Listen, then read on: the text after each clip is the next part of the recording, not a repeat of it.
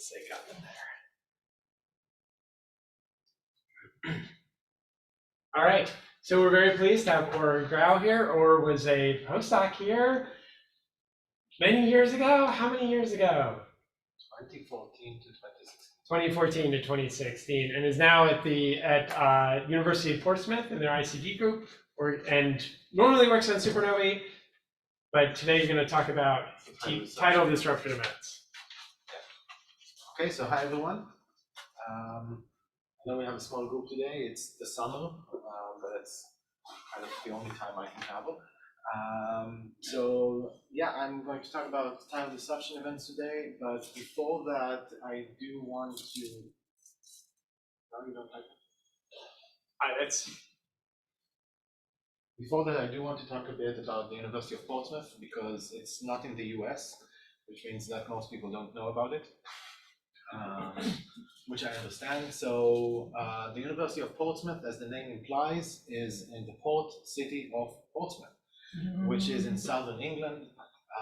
It's a town that was first established by the Romans when they occupied Britain. It's one of the ports from where the invasion of Normandy was launched back in World War II, and it was almost completely destroyed by German bombing. And it's now been built back to look, I guess, more modern. And we have a university there. And at the university, we have an institute called the Institute of Cosmology and Gravitation, or the ICG. We don't do just cosmology and gravitation. We are an astrophysics department in every sense. We have 4 big fields in which we work. So theoretical and observational cosmology. This harks back to how the department was founded. We also have a gravitational waves group, which includes 3 professors, LIGO, Virgo, Kagra, and the general astrophysics group, which includes people working on galaxy evolution, AGNs, and transients, which is me. We are in a lot of different surveys. It's kind of like NYU here, so we're in SDSS and DESI, and Foremost, which is the European version of DESI. We're in all the gravitational wave stuff. We're in LSST. I'm in CASTO, which is a Canadian UV telescope project. We're in Euclid, and we're in a few more things, but these are the ones that have pretty logos. We have our own prize postdoctoral fellowship. It's called the Dennis Shamma Postdoctoral Fellowship. It's on a 2-year ranking of the world. 1 year it goes to astrophysics, the other year it goes to gravitational waves, and so on and so forth. Aside from our own fellowship, we're always happy to host people who bring in their own European or British fellowships. Some of these are open now. So the Ernest Rutherford Fellowships and the Royal Society URF, University Research Fellowships, these are open now. And these are the most important postdoctoral fellowships in the UK. They are on par with the Hubble, Einstein, and SIGIN and NSF that we have here in the US, with the addition that in many universities in the UK, if you get one of these fellowships, you're pretty much on track to have a faculty position. It's never 100% guaranteed, but if you bring in a bit of money, if you publish, you're pretty much in. Okay, that includes at the ICG. We have a few people currently on ERFs and URFs, and they're already what they call prolactin sounds like something probiotic. Let's call them, they're already half professors. Okay. Is it fair to assume that you wouldn't be mentioning it if applicants couldn't be international? I mean, applicants don't have to be from can the be UK. international, they can be from anywhere. And how long is the fellowship? Is it like Hubble at 3 years? The 3 years, some of them are eligible for extension. So if you have any questions, if you want to know more about what it's like to work in the UK or what kind of CV you need for these fellowships, I'll be happy to talk about that. Actually, since we're on this subject and we have undergraduates in the room, what about graduates? What about PhD programs? So we have a PhD program at Portsmouth. I think it's a pretty good program. We have people who finished their PhDs with us and are now doing postdocs around the world. There's one student who half finished with me, and she's now a Duke. We have, I don't know, we have people everywhere, so it's a pretty good program. The caveat is that international PhD students cost us a lot more than UK/EU students. So I do urge you to apply. It's just that we have to, certain positions we have to fill with UK students, and the other positions we have to, I'm sorry, but we do have to take money into account.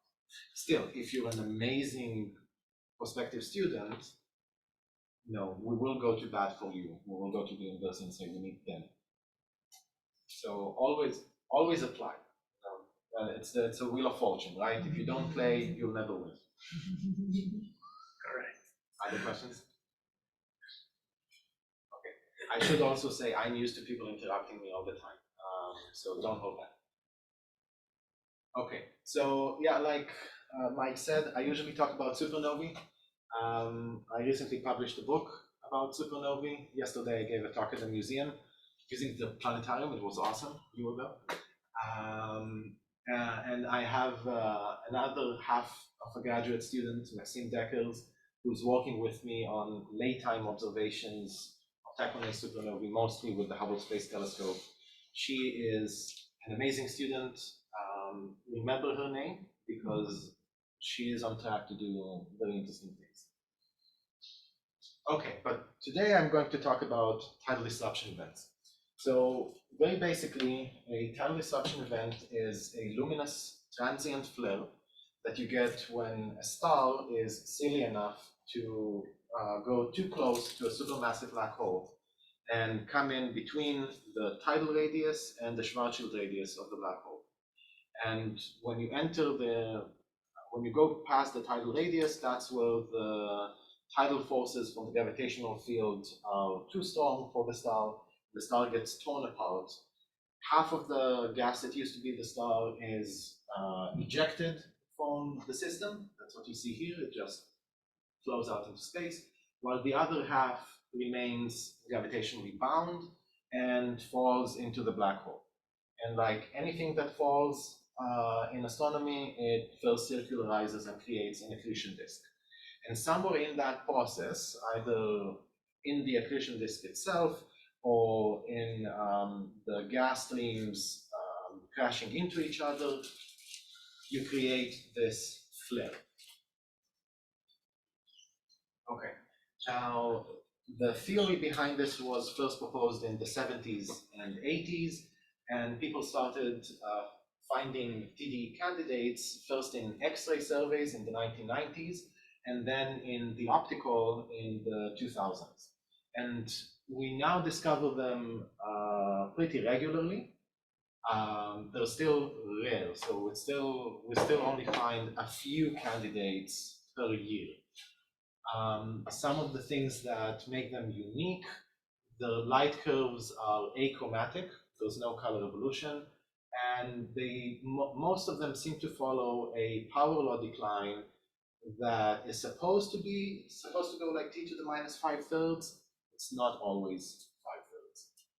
The other thing is that, like anything in science, we're already classifying them into different types based on certain spectroscopic features that we do or do not see. So some of them have broad hydrogen or broad helium features, or both. And we're only now getting to the point where we have enough objects where you can really start to do this classification. You know, or I can't resist saying that really Stuart and I in We're going to 2011, get to that. oh, you're going to disagree?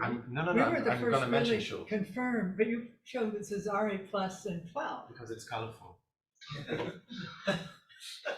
This is not a history talk. A history talk would go through. No, I'm just saying that it is not quite correct to say they were UV and optical till she started to find it in No. 12. Yeah, no, it should say in the 2000s. I think they were never established previously to our work. They had always been kind of candidates, but they had alternate explanations. In the X-rays and the UV, yeah. Yeah, that's what I mean. Yeah. And so we were the first ones that didn't have that problem. Because there were nothing except X-ray and UV before our work. Okay. On the previous plot, right, so the line is at t to the -5/3, you said, is that right? Yes. So why You can see the curves- gray line. Yeah, so why, like, around 100 days did they drop? It looks like the slope is quite a bit different, and then it rises again. Yeah, like, right? Yeah. Like, around 100 days, it looks So like the this slope is- is much steeper. Yeah, so this is theory, Uh-huh. and this is reality. Right, but is And there explanation? I'll show another plot further on that shows that we see a range of indices. Mhm. They're not all at -5/3 or even close to it. Because there's no reason the emission should necessarily follow the mass fall. And on top of that, there's also dust in the way, and Mm. there are lots of reasons why you would get these deviations. Okay, so as always, when we talk about any astrophysical phenomenon, it's not enough to say that it's interesting in and of itself. We can also use them as tools to study other phenomena in astrophysics. So the big draw for TDEs is that we can use them to measure the mass of the supermassive black hole. And this is, I'll show this in a bit. We can also, they are also one way in which you can grow supermassive black hole seeds, at least up to masses of about 10 to the 5, 10 to the 6 solar masses. That's what we see here. Well, this is the mass of the black hole that you get from TDEs over the total mass you get from TDE and gas, and up to a certain time you're dominated by the TDEs, and after that it's mostly gas accretion, at least according to this simulation. And you can do other things. I'll show a few plots. You can use TD luminosity functions to probe the spins of the black holes. So, Or if Yes. you go back, you made the fatal mistake of telling us we can interrupt you. Yeah. This this is an informal. I love this. So what are the uncertainties on the Tidal 21? I don't know. So this is what they dreamed up. This It is could be this, could be something else. This is a simulation. I always No, say no, no, you no, can no, simulate no. anything. It's sort of fun. Do you know what they're sort of talking about in this like accretion, SMBH accretion field of what are the things, what are the unknowns? I guess the known unknowns. From what I remember, they look at galaxy mergers, and when they merge their galaxies, they pick out the black holes and they see how the mergers affect the TD rates around them, and from that they then calculate how much mass, falls onto the black hole from those TDs, as opposed to how much mass falls onto them from the gas. And And then they that need is to a function of time. assume like some compactness for the TDs themselves and things like this. I don't know. Thank you. Okay, so the big thing is we can measure masses. There are lots of different ways out there to measure the masses of supermassive black hole. reverberation mapping, or the M-sigma relation, different correlations with galaxy properties. In this case, the mass is measured by fitting the light curves of the TDEs, since there's a relation between the radius and mass of the star that's being disrupted and the mass of the black hole. This only works for black holes with masses less than 10 to the 8 solar masses. This is called the Hill's mass. Above this limit, the tidal radius is smaller than the Schwarzschild radius. And instead of being disrupted, the star falls directly into the black hole. And so this is just a couple of examples showing a few of these masses measured with MOSFET. MOSFET is a code to fit the light curves of TDEs. And this is just to show that they're getting results that are consistent with results you get from the M-sigma relation. So in other words, it works. There are two good things about this method. One, you can use it to measure the masses of supermassive black holes in quiescent galaxies, which you can do with reverberation mapping.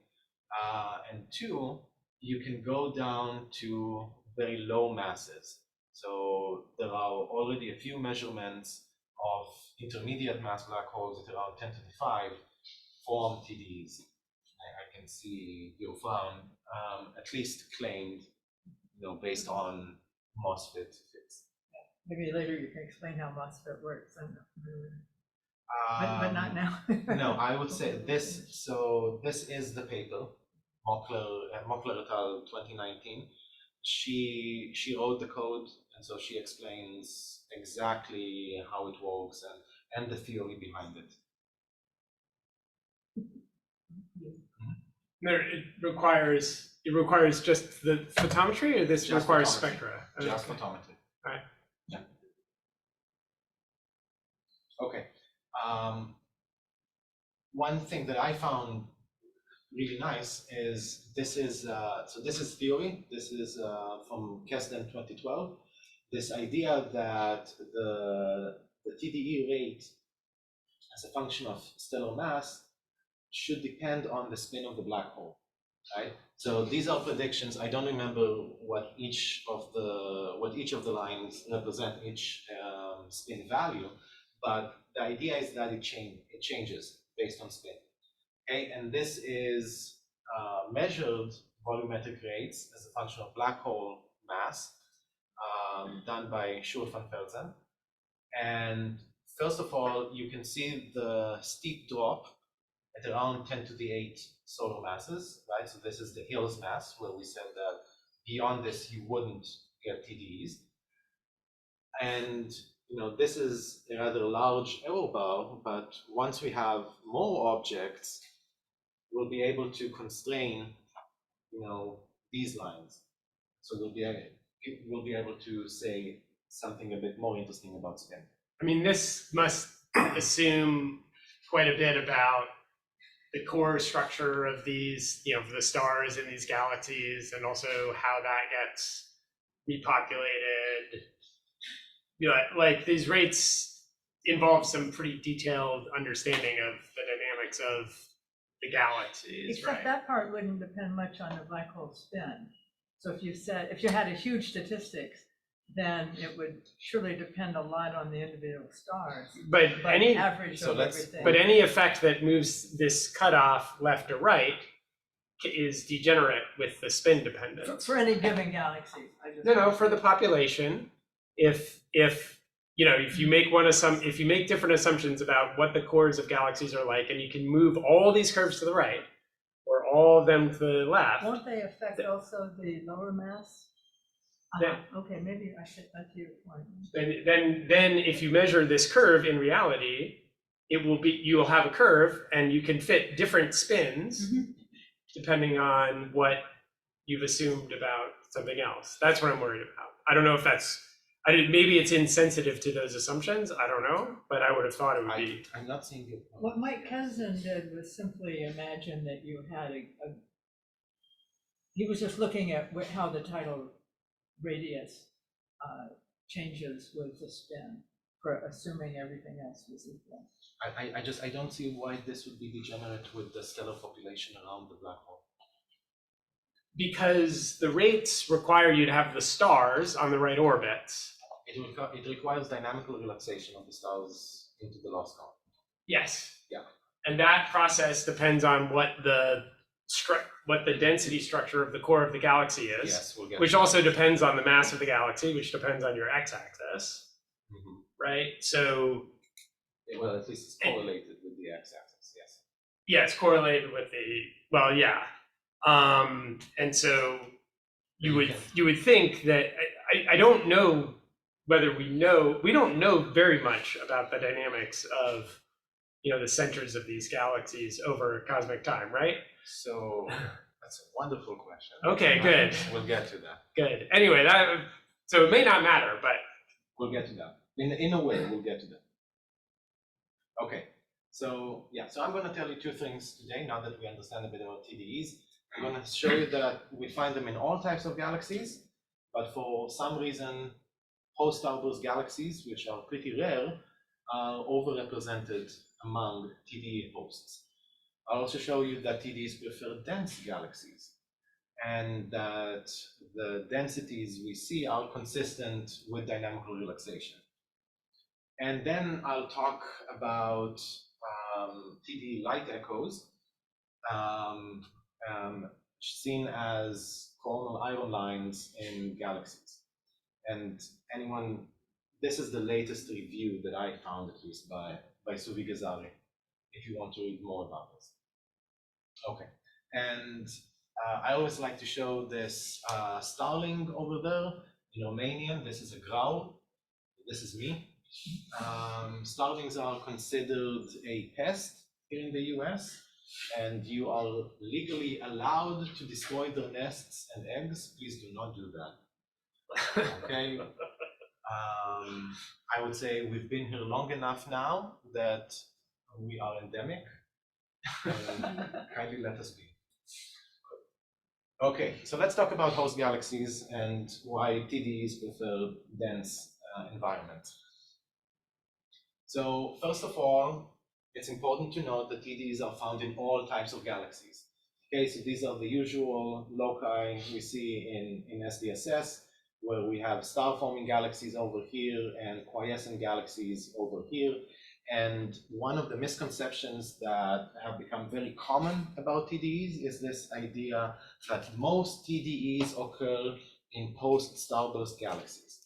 Okay, a post-starburst galaxy is where you have a galaxy merger, two galaxies coming together.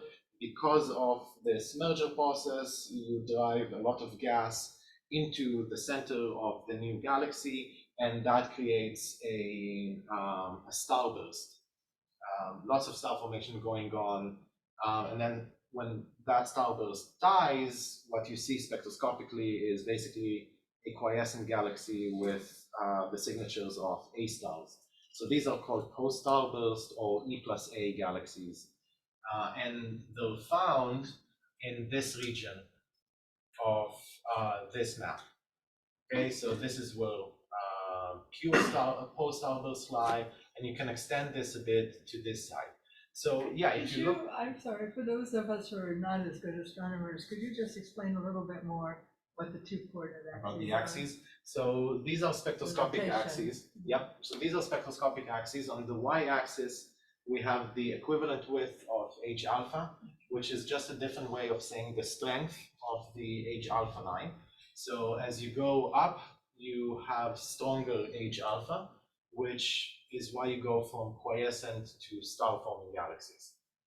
The Lick H delta absorption, blah, blah, this just basically talks about the depth of the H delta absorption feature.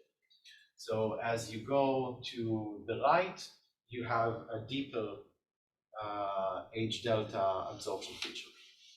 Saying that there's more gas? Is that the way to think about it? wait, it means there's lots of A stars, basically. Yeah, lots of. So the feature comes from the stellar population, not the gas. Not the gas in the galaxy, but from the atmospheres of okay. these stars. Okay. So it's still, you know, And some. remind us, maybe I'm not the only one that needs to be reminded of these things. Oh, thank you for smiling.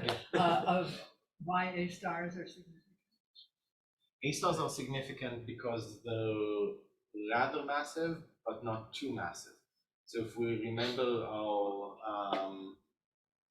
mnemonic, right? O be a fine girl, guy, kiss me, and its continuation, which I don't remember, goes down to brown dwarfs. So going from the most massive to the least massive, O, B, A, and so on.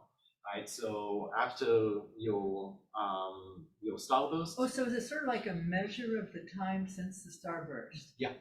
Very good. Exactly, because the Okay, most thank massive stars die They're gone, first, right, but those are. and you still very and bright. those spectroscopic signals are removed, right? Yep, yep. But Now I got you it. still have A stars.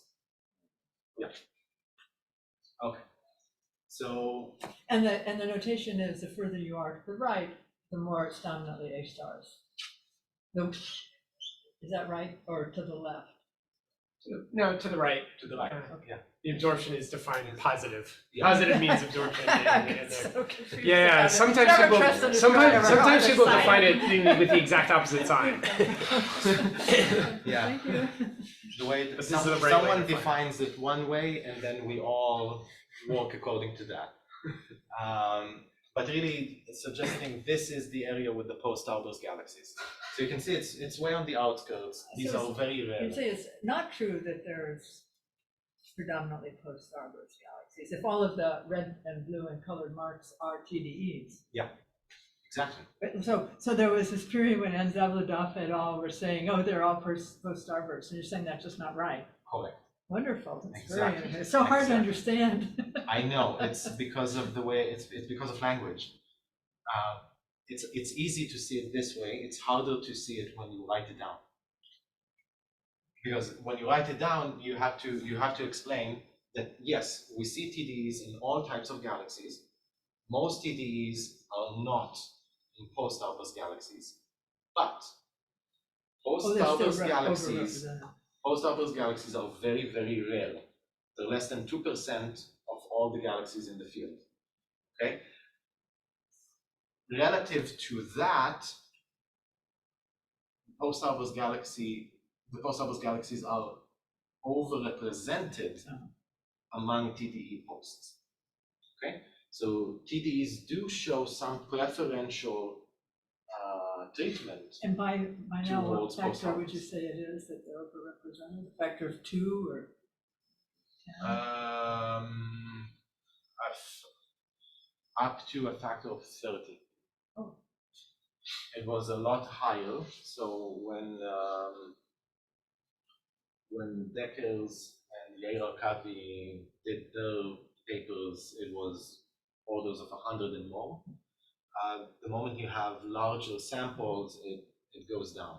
But it's still, from the picture, it looks like most TDs are in other kinds of They're in galaxies. other kinds of galaxies. Yes. So while there are feedback processes, I'm now thinking like, the H alpha equivalent widths and the H delta, that's emission. H alpha equivalent widths, yes, yeah. That is that measured at the center of the galaxy? Or is this, I mean, are these literature values where you don't necessarily know where they did the measurements? So these are measured from the centers of the Okay, galaxies. okay. It's from SDSS mostly, Yeah. which means that depending on the size of the galaxy, the exact area you cover changes. It's anywhere between like 20 and 70% of the light. This comes down the fiber, just But- depending. Yeah, but TDs are always at the center. Yeah. So But that's what I'm wondering is like, could you sort of misclassify that, like, you have a galaxy that is still very active, but you just by chance. I'm not a galaxy person, so I'm asking all these questions. if you have a galaxy that's very active, I don't think that with SDSS, I mean, for a more nearby galaxy, you might see a post-starburst signature in the center, and there might be a ring of current star formation, you know, in the spiral arms or something. Like, yeah, you could miss. There's aperture effects. Yeah, but that's in very nearby galaxies. Pretty nearby, yeah. Yeah, your typical galaxy, you're getting a fair amount of light, so. And this was, we preempted this discussion, right? But this was to show, this is where H alpha is, and this is the H delta absorption feature, right? And this is where we say these look like post-starburst galaxies. And this is from Decker-French's work. And as I said, back then, when you have 8 objects and 6 out of them show these signatures, you say, you know, this is indicative of something. It's really only when you go to larger samples, right? So for her, she found all of these guys over here.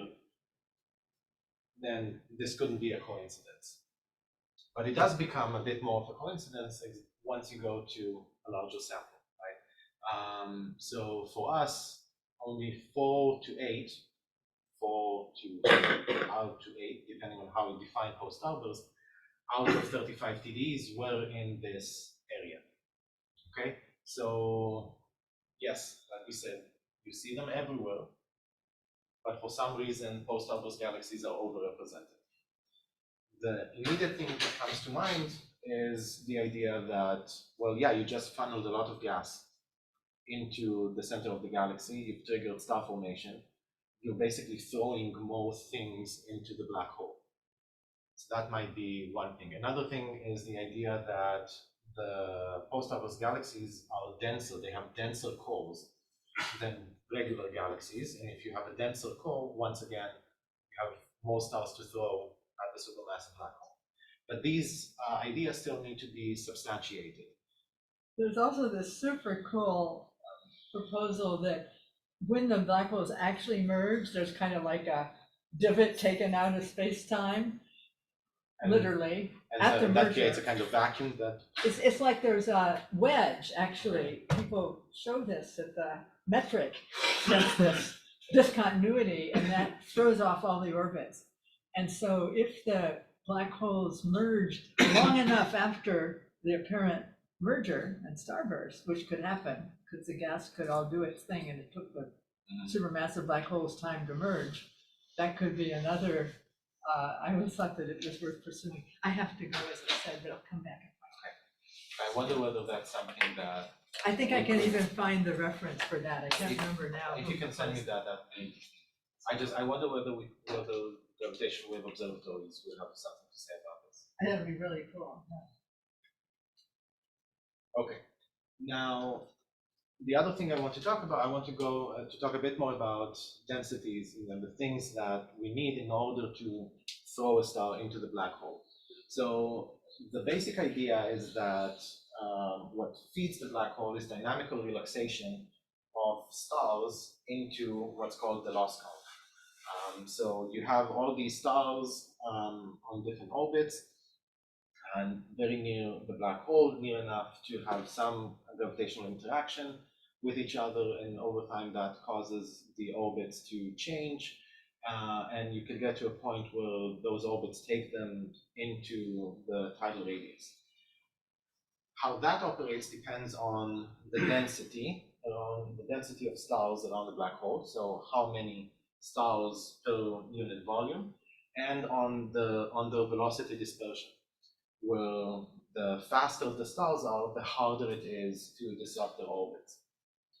So these are local properties, right? We want to know the properties of the stars very close to the black hole. That's very, very hard to measure. We can do that in our own galaxy, maybe in the most nearby galaxies, and that's basically it. What I checked was whether we could find correlations between the local properties and galaxy-wide global properties. Because global properties are much easier to measure, and you can get them from the SDSS pipeline, and so they're easy to work with.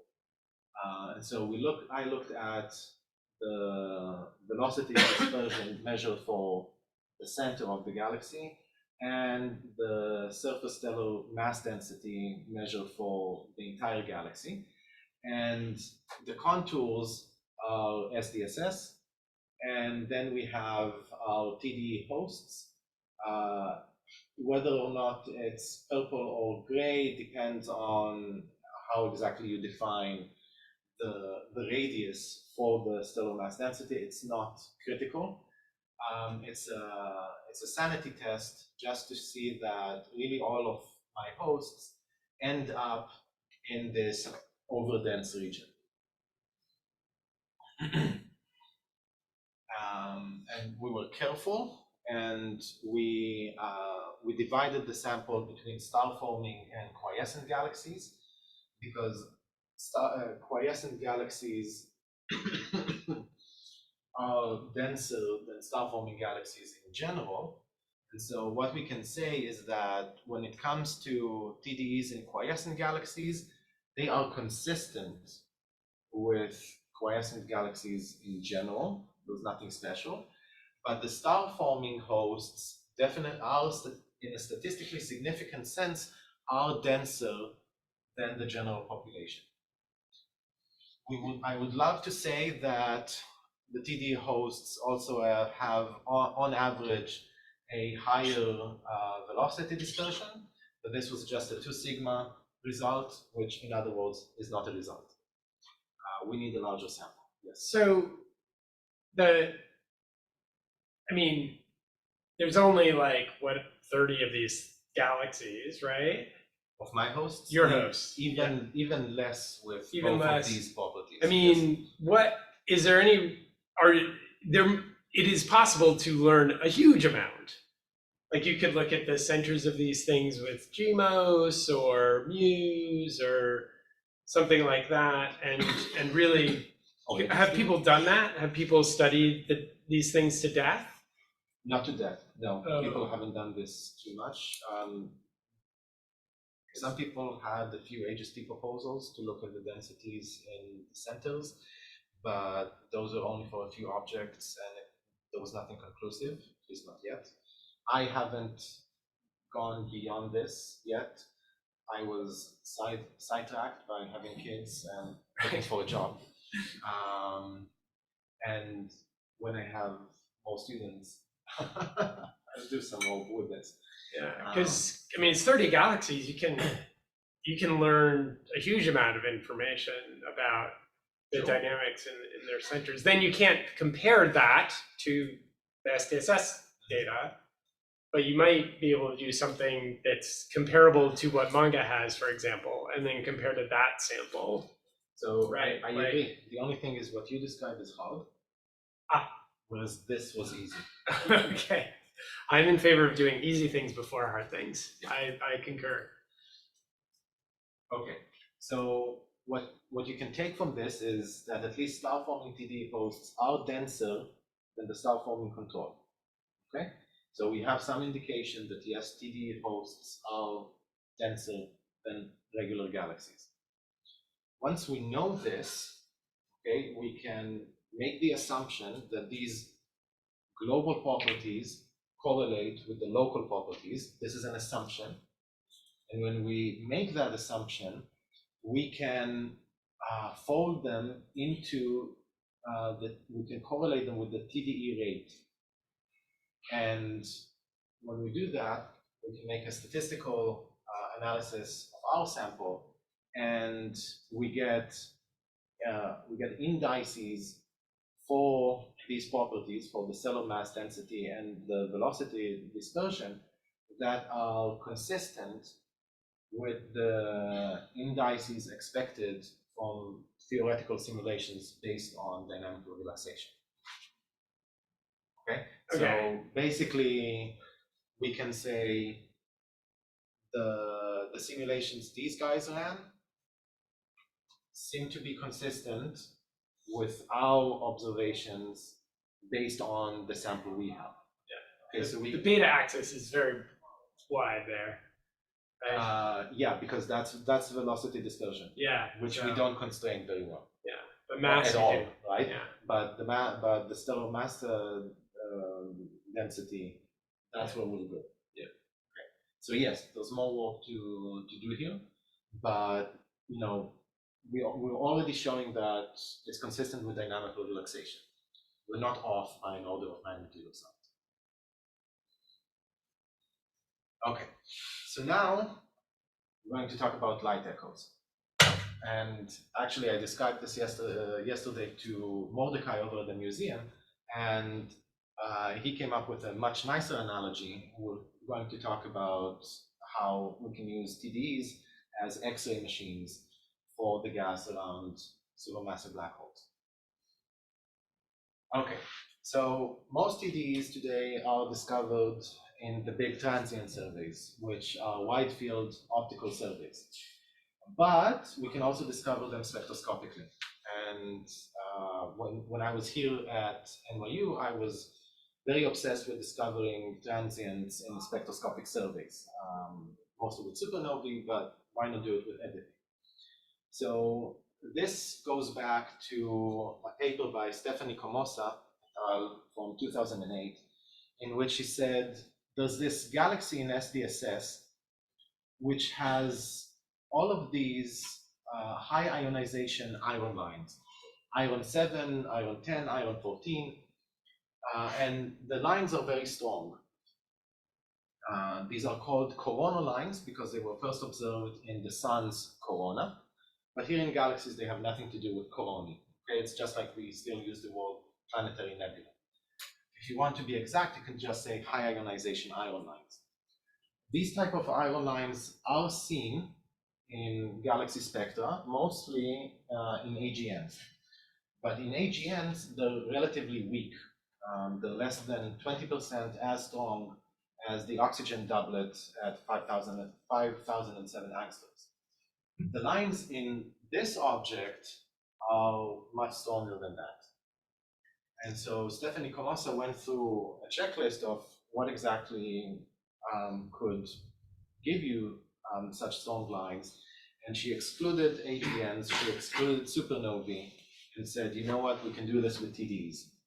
TDEs are supposed to peak in X-rays and hard UV. That gives you exactly the hard spectrum you need to ionize iron. But this was one object. In 2012, it grew to 7 objects, still all of them in SDSS. These were all discovered, I don't remember his first name, but Wang et al. In 2012. You can see the different lines here. The really important spectrum to note is this one. Okay, you can see that it's not like all the other spectra. It also has these broad lines. There's this broad feature around helium-2 and broad age alpha. These are exactly the features we see in some TDE spectra. So this was a first indication that maybe there's a real connection between these extreme coronal line emitting galaxies and TDEs. Were there ever repeat spectra of these things taken that showed them go away? Good. So 10 years later, the same group got follow-up spectroscopy, and they saw, in most cases, they saw the lines fade away. They saw this fade happen in 4 out of the 7 galaxies. But in some of the galaxies, while the iron lines faded, the oxygen lines became stronger. And so the idea here would be that you have these gas clouds around the supermassive black hole. Okay, let's think of this as one cloud. And now you have a TDE going off. Okay, and you have this hard spectrum hitting the inner side of the gas cloud. And this gives you your iron lines. Now that's stripped away most of your hard photons, and then the less energetic photons continue the way through the gas cloud, and they are energetic enough to photoionize oxygen. And so you get ion lines first, and then you get oxygen, you get more oxygen later on.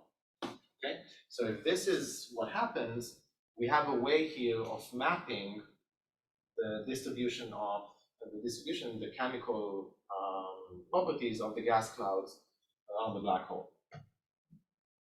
Yeah, you should see the line ratios, like their ionization parameter sensitive line ratios that you should see drop. You should see the ionization parameter drop, as time, whatever time squared or something, right? Because if it's flux coming out, I mean, the density changes too, so it won't be exactly that, but you should see signatures in, I mean, you should be able to see that it's coming from a central light echo from that effect. Mm-hmm. Like if you look at, oxygen over sulfur 2 or things like that. Okay, so we need to talk about this a bit more. Because this type of spectroscopic analysis is not my forte yet. So I would like to... Yeah, I don't know too much about it other than what the things I just said, but... Okay. I'll follow up with that. Okay. So these were taken 10 years after the initial SDSS spectra. Now, we're just about to submit this paper where we've gotten more spectra of these objects another decade removed. Okay, so now we have a data set spanning 20 years. And this is work that was done by my postdoc, Peter Clark. And so you can see here, this is the original SDSS spectrum. This is the 2011 spectrum taken by Yang et al. And here is our spectrum from 2019. And let me show you another. So in this object, you can see here's iron 14, and that's faded away completely. Here's oxygen 3. You can see that the oxygen 3 line has strengthened a bit, and the nice helium 2 feature, that's completely gone. The H alpha lines have also lost their Bohr component completely. So this is a very nice variable object. We're seeing what we discussed before. This object, on the other hand, again, the iron lines are completely gone, but the oxygen lines have increased in strength appreciably. This is not, that tiny blip that you saw before. This is walking.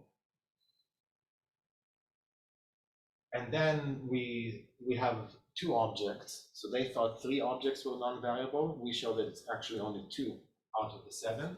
2 out of the 7 objects have not varied at all in the last 20 years. And so this, we think these are just AGNs.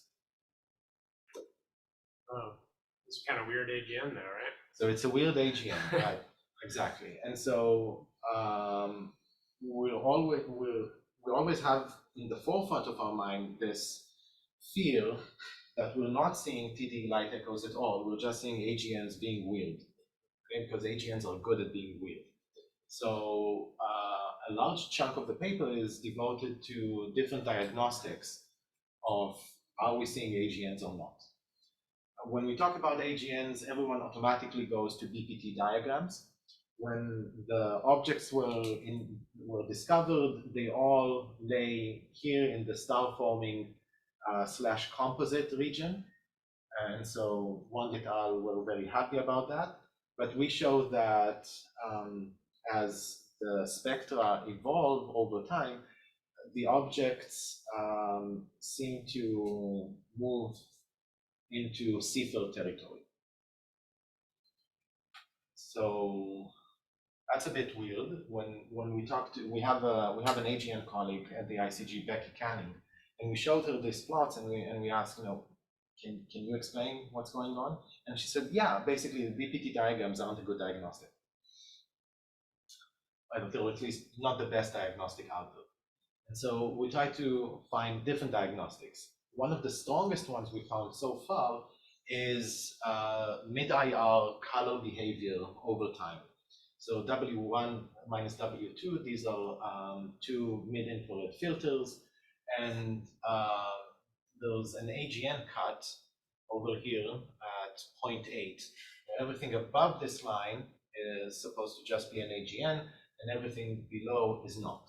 He's working in Vega. That's why his numbers are different. We're looking at W1 minus W2 for AGN. But we're working in AB magnitude. So everything's offset by 0.6 magnitudes or whatever. Anyway, whatever. I'm just. Okay. I guess Vega and AB at these wavelengths is essentially the same because it's so flat, the black body. No, it's very different. No, it's very different. No, but very it's different. it's only offset. But I mean, No, really. Because it goes as, nu to the minus 2 or something instead of just flat, right? It's in uniform and nu and not in. Yeah, anyway, I've distracted us. Yeah, the redder you get, the more you should be concerned about AB versus Vega. Yeah. Now, these two objects, which are in AGN territory, these are the non-variable objects. Okay, so things are beginning to line up. Not only that, all of these objects, which are the variable ones, seem to have a very similar behavior, one to another. And So the work that there are light echoes in TDs in the the infrared. Is that it in W3 and W4? Or is that just cooler dust? Yeah. Okay. And what so those papers, exactly, they looked at the decline rates in the mid-infrared. It's not W3 and W4, it's also these filters. Oh, it's is. also W1 and W2, yes. Okay. And that's just reprocessing by dust. Right. Okay, but that doesn't give you the spectroscopic features. Right? So here we're trying to fold everything together. Now, I see, because an AGN explains this and the spectroscopic features, whereas, yes, you got it. Okay. That paper that's Honori et al. I don't remember the year right now. Anyway, now Honori et al., when they looked at these light curves in the mid-infrared, they saw what I saw as well, which, we look at this and you say, that's a power law. And then automatically you ask, okay, does it go as t to the minus 5/3? If it does, I can scream from the top of the building that it's a TDE. And so Peter fit all of these mid-infrared light curves, and in red are the indices for the variable objects, and in blue are indices for a sample of TDEs discovered in the optical. Okay, and so like I said, fallback, that's the line here. This is the theoretical t to the minus 5/3, but most TDEs actually fall, in this range here, where you have, different theories of how exactly the accretion disk behaves, and whether or not the TDEs are dust enshrouded or not. But what's important for me here is that the indices we get for our objects are consistent with the range you see for optical TDEs. Okay, so we're still at the very beginning here. Out of the 7 claimed TDE light echoes, we now say only 5 of them are possibly connected to TDEs, so we have 5 objects. But still, even with those 5 objects, Peter made a template spectrum. So if you want to see what a template TDE light echo looks like, it's this black one here. Of course, the more objects we have, the better this will get. Just last year, I'm sorry, this is Honori. So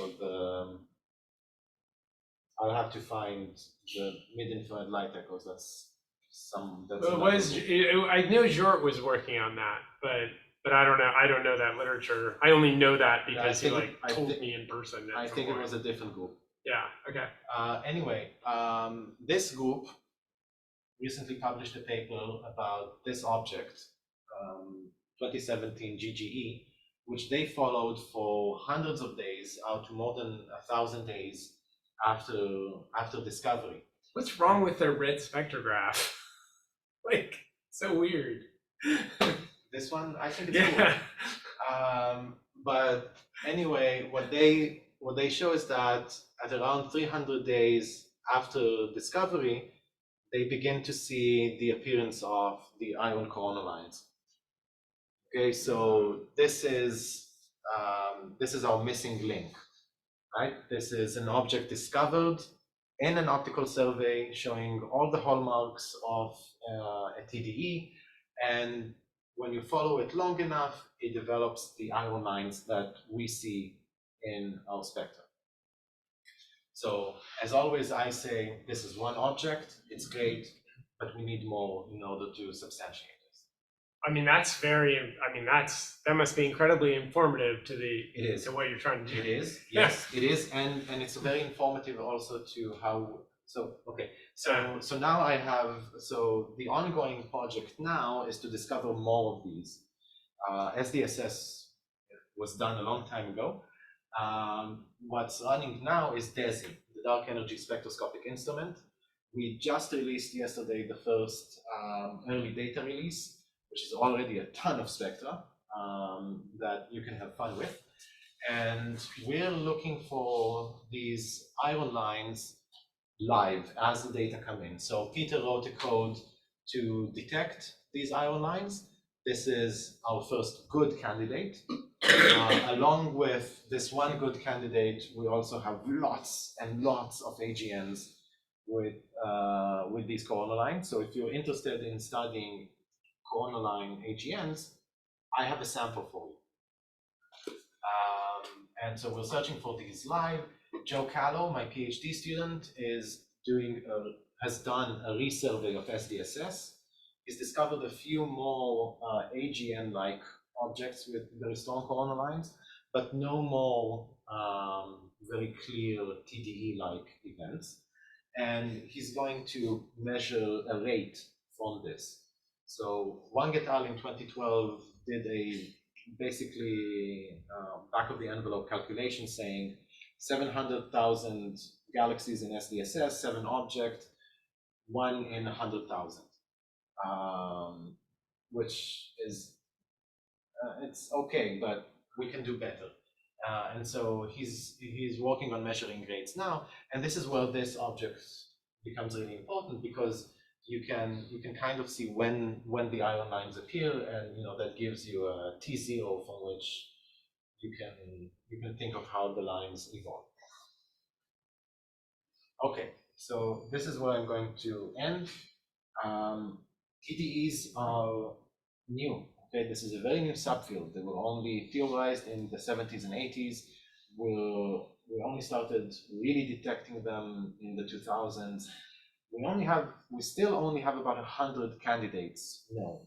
Okay, and that's a very small sample, because even now the wide field surveys only discover, I would say, up to 5 a year. Everything will change with LSST, of course, but LSST is still at least 2 years away. So in the meantime, there's a lot we can do to start building the base, right? This is where you want to be, at least as a postdoc, if not as a student, because nothing is completely known just yet. So I talked about the density of the host galaxies. I talked a bit about dynamical relaxation and how it affects rates, and how we think we're starting to really show that you do get these spectroscopic light echoes. And once we get a firmer handle on them, we'll be able to really map the gas around black holes. This will be really cool to do around quiescent black holes, because that will inform, it will give us some information about what exactly you need the gas to be and do in order to turn on the black hole and get an AGN. So this is where I'll end.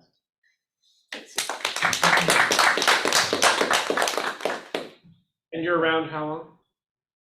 Until for another 2 hours, I think. Okay, all right. At most, it's a very short visit. Excellent. Any other questions? How will LSST affect this? Like, where would that? Where Way would more go? objects. More objects. Just way more objects. So you can detect it in the broadband, right? So you detect the TDE happening. And then you follow up And with then you- and something then- else. yeah. Something else. Okay. So I'm not an astronomer, No worries. but is the goal then to understand how AGNs work? And that's, so this is So- one step to. So my goal is to understand how they work, how TDEs work. I like understanding stuff. But in order to sell this to funding agencies, we tell them that yes, this is a step on the way to understanding how AGNs turn on and off, which is a step to understanding galaxy growth and evolution. Why is RTDs interesting to you specifically? Just for the sake of, They're new, they're cool. because it's an extreme environment, or it's No, they're just something we don't know much about. I like to know more about things we don't know much about. And as I do some work on Galactic Center, there are interesting objects also in the center of our galaxy that we see that are like potentially gas clouds, potentially like objects, or like potentially stars that have been through some tidal event. And so I think there's a G2. connection, G2, for example. And so I think there's a connection between the work that Or and others are doing and work on the Galactic Center, which really helps us understand the accretion rate of And by analyzing the light curves, for example, by understanding how these flares happen, you'll also get more information about the physics of the creation of accretion disks around black holes and their behavior. So there are a lot of physics nested within this, but in order to get to them, we first need to understand the observational basics. So there was no mention. Wait, so there's a question back. I didn't understand how the ion lines are associated with the TDEs. How can we differentiate that they're associated with the TDEs and not from other sources, And not other not sources? from other phenomena? So this is the best association we have. Okay. Well, they saw this appear. It's clearly a TDE, at least from the light curves and its location within the core of the galaxy. And then as they continue to observe it, they see the ion lines start to appear. It would be a hell of a coincidence if at exactly this time you also got a very atypical supernova or something else. So it's a coincidence association. It will. No, what I'm saying is either this is the TD light echo that you're seeing here, or you need a very weird coincidence. Okay. And it's Occam's razor says that it's connected to the TD. Yeah, and it's not as if there's like thousands of observations like this, and this is a particularly weird one, right? Like No. the number of TDEs with this level of follow-up are, well, it's This. not more than, it's, yeah. Out this. Yeah. Yes. But I think that So the one place you could have seen it, you saw it. so one of the things one of the things Peter is doing now, he now has a list of all the TD candidates discovered to date, and we're trying to get spectroscopic time to just follow them up and see whether we can see any of these ion lines appear in their follow-up spectra. Yeah, it's great because you have a whole year after the TDE to apply for time. And even more than that, yeah. Yeah, because we don't know how long the lines yeah. persist. That is exactly my question. So I guess what is the sort of like where is the ISM located and what's the light travel time? And then I guess the recombination is almost instant, presumably. So in this case, You can see it's measured in hundreds of light days. Hundreds of light days, yeah, okay. And from the spectroscopic sample, And I mean, my question was like, is this consistent with sort of like what we know about the ISM in our galaxy? I don't know. This object, if this was a TDN, if this helium and H alpha feature are those same spectroscopic indications, then in this object, the gas clouds must have been a lot closer in, because here you get the ion lines very early on, because these features in the I'm sorry, I'm going back. In the Honori spectrum, did they have broad features? They have this broad H alpha here. Yeah. And you can see it getting, no, it stays pretty. I'm not sure, it might be narrowing down, but they don't have the broad helium here. So it's a bit harder to say. It's just by eye, it's harder for me to say how different or how similar this object is to that one. Okay, but I do expect that we'll see a range of where exactly these clouds lie in relation to the black hole, which I'm sure is also correlated in some way with the mass. All right, let's thank Graur again. That's great. So now I'm wondering, when do you have time for it? When are you meeting with Michael? Should we meet now? Do you have time now?